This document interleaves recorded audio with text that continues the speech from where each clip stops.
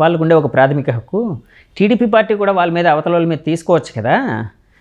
So అందులో cinema చూడక ముందే వీళ్ళు ఏదో ఉందని భయపడడం ఎందుకు అన్నట్టు కూడా కొంతమంది మాట్లాడుతున్నారండి. వాడు బ్రోకర్ అండి, ఏం చేస్తాడు? మేము అంత దిగజారిపోలేము. మేము ఒక సంస్కారం ఉన్న వ్యక్తులు మేము. అలాంటి సినిమాలు చేస్తాం, సమాజానికి పనికొచ్చి సినిమాలు చేస్తాం. రామారావు గారు వరకట్నం అలాంటి సినిమాలు చేసి ఉమ్మడి కుటుంబం అలాంటి సినిమాలు చేస్తారు. అలాంటి సినిమాలు ప్రజలకు పనికొచ్చి సమాజానికి పనికొచ్చి సినిమాలు చేస్తాం. ఇలా బోకర్ గారు బోకర్ సినిమాలు చేస్తామండి. సార్ మీ 40 ఏళ్ళ రాజకీయ జీవితంలో మిమ్మల్ని బాగా ఇబ్బంది పెట్టిన సంఘటన ఏదైనా ఉందా సార్? మీరు ఇబ్బంది పడ్డ సంఘటన? ఏమీ లేదండి, నాకు తెలుసు. నా జీవితం అంతా సరదాగానే పూలపాన్పే అన్నాం. రాజకీయాల్లో ముళ్ళపాలు కూడా ఉంటాయి అదే అండి. అని అంత హట్ అయిపోయిన సంఘటన నాకేం జరగలే. చిన్నతనంలోనే రామారావు గారితో పరిచయం, మహానుభావుడితో పరిచయం, వాటి మాటలు కాదు కదా. ఆయనతో పని చేశారు. అక్కడి నుంచి అలా సాగుతూ వచ్చింది. రాజకీయాల్లో అప్ అండ్ డౌన్స్ ఉంటాయి, గెలుస్తాం ఓడుతూ ఉంటాం. కానీ రాజకీయ జీవితం కూడా నాకు సంతృప్తిని ఇచ్చింది. రామారావు గారితో మీకు గుర్తుండిపోయిన సంఘటన ఏదైనా ఉందా సార్? రామారావు గారితో మీకు బాగా గుర్తుండే ఒక మెమరబుల్ ఇన్సిడెంట్ ఏదైనా? అంటే చాలా ఉంటాయి, అందులో బాగా గుర్తుండిపోయింది. నేను టెక్నికల్ ఎడ్యుకేషన్ తీసుకున్నప్పుడు ఇంజనీరింగ్ కాలేజీలు కూడా నా కంట్రోల్ ఉండి. ఓకే. రాజీవ్ గాంధీ గారు ప్రైమ్ మినిస్టర్, అతను ముస్లిమ్స్, హైదరాబాద్ ముస్లిమ్స్కి ఒక ముస్లిం కాలేజీ శాంక్షన్ ఇచ్చాడు. మంద కాదు, సెంట్రల్ గవర్నమెంట్ ఆర్డర్. ఆర్డర్ ఏంటంటే నాకు వస్తుంది స్టేట్లో, నేను ఫార్వర్డ్ చేయడమే. నేను ఫార్వర్డ్ చేయకపోయినా అది అయిపోతుంది కాలేజ్. ఓకే, కానీ బాధ్యత ఫార్వర్డ్ చేయడం చేస్తే నా మీద రామారావు గారికి ముస్లిమ్స్కి అయ్యన్న పోతు కాలేజీ ఇచ్చేట్టు పెట్టారు. అంటే మీరంటే కిట్టన వాళ్ళు వెళ్ళి చెప్పారా సార్? ఎవరో ఓకే నవనీతరావు అని ఎవరో వైస్ ఛాన్సలర్ ఎవరో చెప్పారు. అది కూడా కరెక్ట్గా చెప్పారు. ఎవరో ఎన్టీ రామారావు గారు తెల్లవారుజామున 5 గంటలకి 5 గంటలు రమ్మన్నారు ఉదయం. ఒక వారం రోజులు వెళ్ళాను. ఎందుకంటే నేను మామూలుగా వెళ్ళాను. నిన్ను నమ్మి మంత్రి ఇస్తే ఇలా చేస్తావు అనుకోలేదు అన్నారు. ఏంటో జన గారు ఎలా మాట్లాడుతున్నారంటే నాకు ద్రోహం చేసినట్టు మాట్లాడారు. ఓకే, విషయం చెప్పండి అన్నాను. ముస్లిమ్స్ కాలేజీ ఎలాగిచ్చామని అడిగాడు. అంటే ఆయన కన్సర్న్ లేకుండా ఇచ్చారనా ముఖ్యమంత్రి గారు? ఓకే, అదే సెంట్రల్ గవర్నమెంట్ ఫార్వర్డ్ చేస్తాం. రాజీవ్ గాంధీ డబ్బుకి ఇబ్బంది అదే. ఓకే ఓకే అంటే ఏంటంటే చెప్పాడు. అదండి మనకు సంబంధం లేదండి, రాజీవ్ సెంట్రల్ గవర్నమెంట్ నుంచి వచ్చింది, నేను ఫార్వర్డ్ చేశానంటే అతను నమ్మకుండా ద్రోహం చేసేవాళ్ళు మాట్లాడేవాడు. అంటే కరప్షన్కి చేసినట్టు అన్న మాట అనలేదు, కానీ అర్థం వచ్చేలా మాట్లాడాడు. అంటే మీ మీద చెప్పిన వాళ్ళు ఆ విధంగా చెప్పారు. నేను ముస్లిమ్స్ డబ్బు తీసుకున్నట్టు ఏదో అలా డైరెక్ట్గా అనలే. ఓకే, నేను నమ్మినందుకు ఎలాగేది అన్నాడు. అప్పుడు నేను ఏం చేశానంటే చాలా అవమానపరిచారండి నన్ను. మా ఆస్తులు అమ్ముకొని రాజకీయం చేస్తాం, మా తాతగారి నుంచి అక్కడ జరిగిన వెంటనే ఆస్తులు అమ్ముకొని రాజకీయం చేసాం, మీరు ఎలాగ అనడం చాలా బాధ అనిపించిందండి. నేను మంత్రి మీద పనిచేయను అని అక్కడే కాగితం తీసుకొని రాజీనామా ఇచ్చి వెళ్ళిపోయాను. రాసి ఇచ్చారండి టెక్నికల్ ఎడ్యుకేషన్. వెళ్ళిపోయిన తర్వాత 13 రోజులు వెళ్ళలేదు, నేను ఉండిపోయాను. మా ఫ్రెండ్ కేఈ కృష్ణమూర్తి గారు వీళ్ళంతా మా ఫ్రెండ్స్ కదా, బ్యాచ్ ముద్దగాడ పద్మనాభం గారు వీళ్ళందరినీ పిలిపించి అతను తమ్ముడు అలిగి వెళ్ళిపోయాడు, రాజీనామా ఇచ్చి వెళ్ళిపోయి తీసుకురామని కూర్చున్నారు. వాళ్ళు వస్తే నేను రానని చెప్తాను. అంత పెద్ద ఆయన అంత మాట ఏంటన్నాను. అప్పుడు తెలిసింది తనకి, ఆయనకి విషయం తెలిసింది. మళ్ళీ 2 రోజుల్లో తెలిసిపోయింది. నవనీతరావు చెప్పింది కరెక్ట్ కాదని మొత్తం తెలిసిపోయింది. అది తప్పులేని తెలిసింది. కబురు పడితే వెళ్ళే. 13వ రోజున మొత్తం 10 మంది 15 మంది ఎమ్మెల్యేలు వచ్చి మంత్రులు పెద్ద ఆయన పిలుస్తున్నారు, బాధపడుతున్నారు, వస్తుంటే వెళ్ళాను. వెళ్తే ఏడు అంత కోపం ఏంటి అన్నాడు. అంత కోపం మీరు అన్న మాట ఏంటండి, ఆస్తులు అమ్ముకొని రాజకీయం చేసాము, కాస్త అగ్గా చేసుకోండి, నేను ఏదో కరప్షన్ చేసినట్టు మాట్లాడారు, అందుకే బాధ అనిపించిందండి, అందుకే రాజకీయం. మీ నాన్నగారు తిడితే పడవా అన్నాడు. అంటే ఏమంటాం,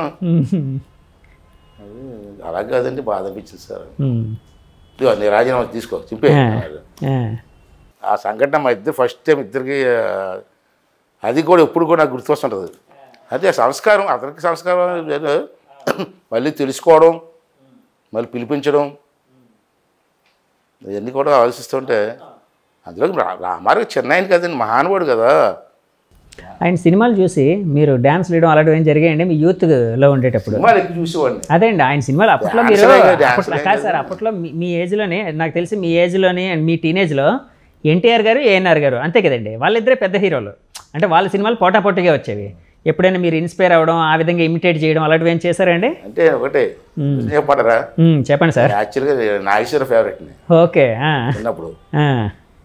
తర్వాత రామారావు గారు పౌరాణిక సినిమాలు చూసిన తర్వాత రామారావు గారు అంటే ఇష్టపడడం, తర్వాత నాకు లైఫ్ ఇచ్చింది అతను, ఇంకా భగవంతుడిలాగా చూసుకున్నాను. మీరు రాజకీయాల్లోకి వచ్చిన తర్వాత నాగేశ్వరరావు గారిని కలిసే అవకాశం కలిగే ఉంటుంది కదండి, అప్పుడు ఎప్పుడైనా చెప్పారా సార్? రోజు వారం సరిగ్గా ఉన్నాను నాగేశ్వరరావు గారి ఇంటికి అండి. అంటే రాజకీయాల్లోకి రాకముందు కూడానా? రాజకీయాలకు వచ్చిన తర్వాత అక్కడే ఉండేవారు కాబట్టి. ఏంటి సార్ వెళ్ళి ఏం చేసేవారు అంటే ఆయన పిచ్చాపట్టి కబుర్లా? అతను రోజుకి 2 పెగ్గలు బ్రాంతి తాగుతాడు, అంటే డాక్టర్ సలహా. అవునండి, అవును, ఆపరేషన్ అవును. అప్పుడు రోజు 2 పెగ్గలు తాగుతాడు. నేను కూడా వీళ్ళు కూర్చుంటే బారు ఉంటుంది, అతను 2 పెగ్గలు, నేను 2 పెగ్గలు తాగాడు. నాగేశ్వర గారు 2 పెగ్గులు, మీరు 2 పెగ్గులు. అది బ్రాంతి తప్పించి ఎక్కడికి ఇది తాగాడు. విశాఖపట్నం వచ్చేటప్పుడు కూడా నాకు అరువు పెట్టేవాడు, ఏదో ఫంక్షన్లు కానీ షూటింగ్ వచ్చాడు. ఇక్కడ హోటల్లో ఉండేవాళ్ళు. ఏ హోటల్ సార్? దసపల్లనా? దసపల్ల కాదండి, మన గ్రీన్ పార్క్. ఓకే. అక్కడే దిగువాడు. అతను బాటిల్ అతను తెచ్చుకుంటాడు. నాగేశ్వరరావు కొనికా బ్రాండీ అవుతుంది కదా, కొనికా అంటారండి, ఆ బ్రాండీ తాగుతాడు. ఇక్కడ మళ్ళీ ఏదో పడేస్తారు అని అది వెనకాల తెచ్చుకుంటాడు. నాగేశ్వరరావు గారిని, రామారావు గారిని తెలుగు సినీ పరిశ్రమకి 2 కళ్ళు అనేవారు.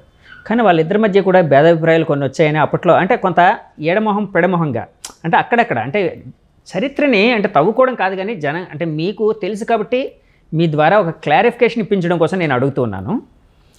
వాళ్ళిద్దరి మధ్య నిజంగా భేదాభిప్రాయాలు వచ్చిన సంఘటనలు ఉన్నాయా సార్? వాసన చెప్పంటారా? చెప్పండి సార్. ఇద్దరు అన్నదమ్ముల్లో ఉండేవారు.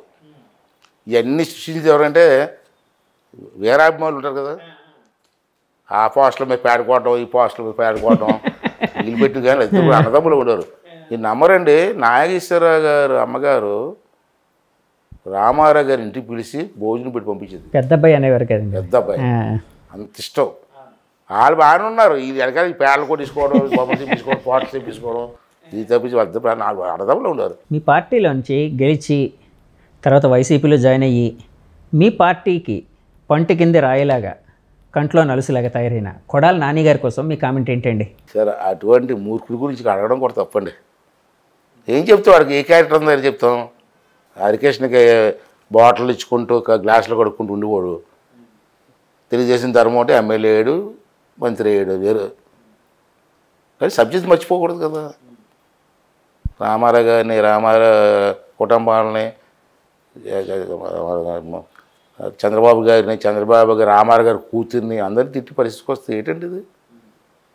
ఎక్కడ బతుకో నువ్వు? నీకు లైఫ్ ఇచ్చింది ఎవరు? హరికృష్ణ కదా. తప్పండి అది.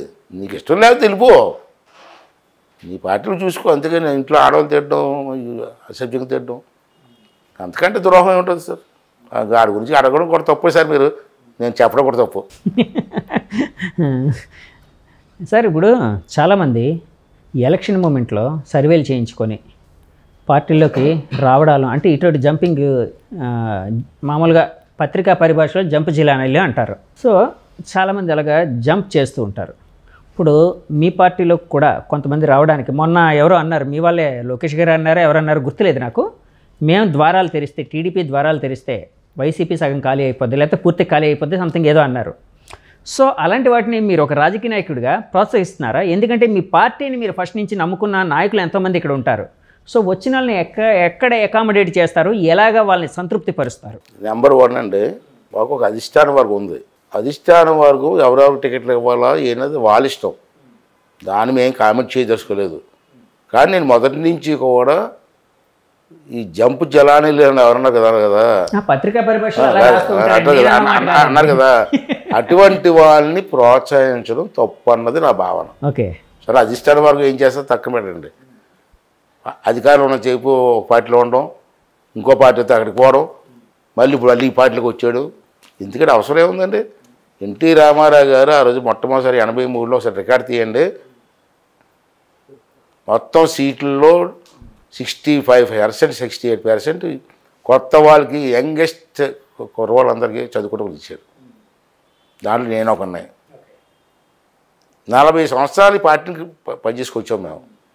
నేను చంద్రబాబు నాయుడు సమస్యలు వాళ్ళు కూడా చెప్పాను, సార్ మళ్ళీ వచ్చే ఎలక్షన్లో ఒక 60% లేదా అట్లీస్ట్ 50% యూత్కి కొత్త వాళ్ళకు ప్రోత్సహించండి, మా వయసు అయిపోతుంది. కొత్త వాళ్ళని ప్రోత్సహించినప్పుడు పాత వాళ్ళని ఏం చేయాలి? అప్పుడు పాత వాళ్ళు ఏముందండి, మీరేంటి సీనియర్ మీరనే కాదు సార్, రిటైర్ అవుతాం అంటే వాళ్ళకి ఏమైనా ఇంకోటి ఏదైనా, ఎందుకంటే వాళ్ళ అనుభవాన్ని కూడా ఉపయోగించుకోవాలి కదా. మరి పాలిట్ బ్యూరో మెంబర్గా ఉంటాం. మళ్ళీ ఆ రోజు మాకు యూత్ యంగ్ ఏజ్లు ఇచ్చారు, 40 సంవత్సరాలు పార్టీని అంటు పెట్టుకున్నాం. మళ్ళీ మా వయసు అయిపోతుంది, నాకు అప్పుడే 66 వచ్చాయి. అంతే ఈ టైంలో వచ్చి ఈ ఎలక్షన్లో మళ్ళీ అట్లీస్ట్ 50%కి మీరు ఇస్తే టోటల్ సీట్లలో వాళ్ళందరూ ఫ్రెష్గా వస్తారు క్యాండిడేట్లు, మచ్చ ఉండదు. అయ్యని పోతే తప్పు చేశారు అని నన్ను వేరితే 40 సంవత్సరాల్లో కొత్త కుర్రాళ్ళకి ఏం మచ్చ ఉంటుందండి? ఆ 40-50 మంది గెలిస్తే మళ్ళీ మన పార్టీని ఒక 40 సంవత్సరాల ముందు తీసుకెళ్తారంటే చెప్పలేదు, అడగండి ఎవరు అడగ, పబ్లిక్కి చెప్పాను నేను. అంటే జంప్ చేసి వాళ్ళు ప్రోత్సహించకూడదండి. ఎక్కడ అధికారం ఉంటాడు, రావడం పోవడం, ఇదేంటండి రాజకీయాలు? దానికైతే నేను వ్యతిరేకం సార్. సరే మాకు అధిష్టానం ఉంది కాబట్టి అధిష్టానం ఏం నిర్ణయం చేసుకున్నా మాట్లాడడం అది వేరు, కానీ నా పర్సనల్ ఒపీనియన్ అడిగారు కాబట్టి నా పర్సనల్ ఒపీనియన్ సార్. ఇప్పుడు మీ మిత్రులు గంట గారు